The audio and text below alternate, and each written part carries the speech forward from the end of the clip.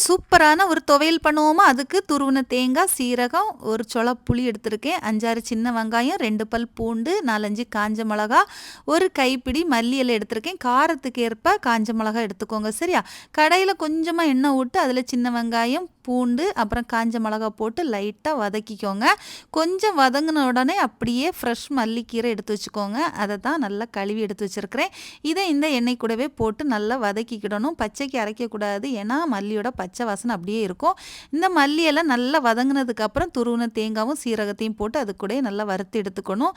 தேங்காய் கொஞ்சம் வறுத்து இந்த துவையல் செய்யும்போது சீக்கிரமாக என்னச்சி அது கெட்டு போகாது, ரொம்ப டேஸ்ட்டாக இருக்குங்க. கொஞ்சமாக தண்ணி விட்டு ஆற விட்டு அப்படியே மிக்சி ஜாரில் கொஞ்சம் உப்பும் சேர்த்து அப்படியே அரைச்சி எடுத்துருங்க. துவையல் கரெக்டான பதம்னா இப்படி உருண்டை பிடிச்சி எடுக்கும்போது தாங்க கரெக்டாக வரும். இல்லைன்னா சட்னி ஆயிரும், தண்ணி கூடிருச்சுன்னா கவனமாக அரைச்சிக்கோங்க. கொஞ்சம் குறைன்னு அரைச்சா போதும். இந்த துவையல் ஒரு முறை செஞ்சு பாருங்கள், வீட்டில் எல்லாரும் விரும்பி சாப்பிடுவாங்க, ரொம்ப டேஸ்ட்டாக இருக்கும்.